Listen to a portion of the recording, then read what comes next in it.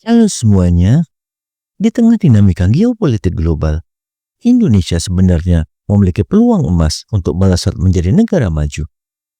Letaknya yang strategis, kekayaan sumber daya alam yang melimpah, serta bonus demografi yang tengah mencapai puncaknya adalah modal besar yang tidak dimiliki banyak negara lain.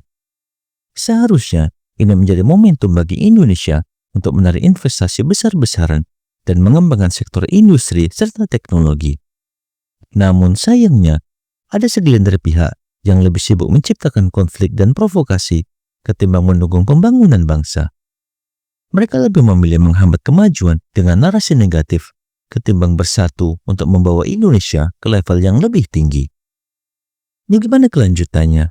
Simak video ini hingga akhir.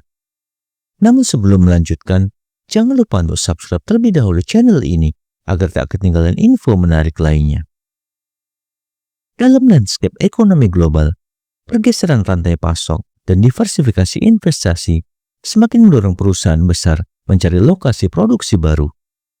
Strategi China Plus One yang mengurangi ketergantungan pada manufaktur di China telah membuat Indonesia menjadi tujuan investasi yang semakin menarik. Sejak 2021, proyek Twin Parks antara Indonesia dan China mulai berjalan, menghubungkan kawasan industri Bintan dan zona investasi Yuanhong di China. Selain itu, posisi strategis Indonesia di jalur perdagangan Indo-Pasifik juga menjadi daya tarik tersendiri.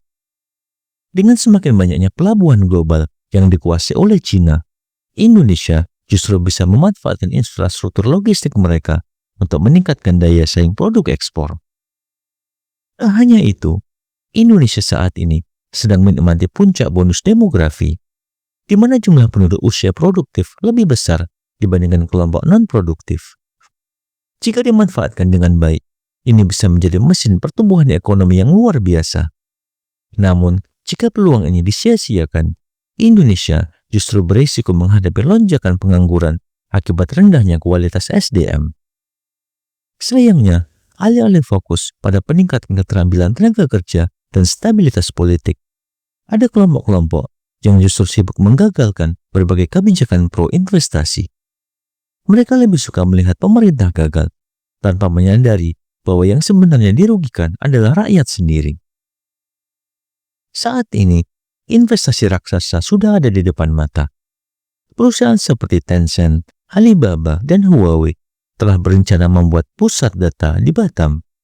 Uni Emirat Arab dan China telah sepakat menggelontorkan dana hingga 320 triliun rupiah untuk sektor properti di Indonesia.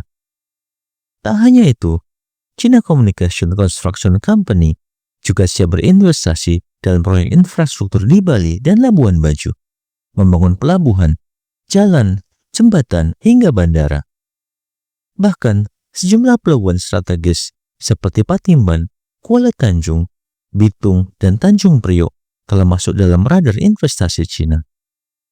Ini bukan hanya sekedar proyek biasa, ini adalah peluang yang besar bagi Indonesia untuk membuka jutaan lapangan pekerjaan dan meningkatkan daya saing industri dalam negeri.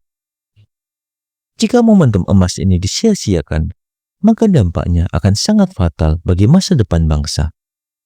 Sumber daya ada, investor siap, dan dunia sedang melirik Indonesia. Tapi semua itu bisa lenyap jika kita terus terpecah belah oleh konflik yang tidak produktif. Inilah saatnya kita bersatu, memastikan bahwa kebijakan yang diambil benar-benar membawa manfaat bagi seluruh rakyat, bukan hanya segelintir elit. Jika kita gagal memanfaatkan peluang ini, maka kita akan melihat negara lain yang justru melesat maju, sementara Indonesia tertinggal dan kehilangan kesempatan bersejarahnya. Bagaimana menurut pendapat Anda?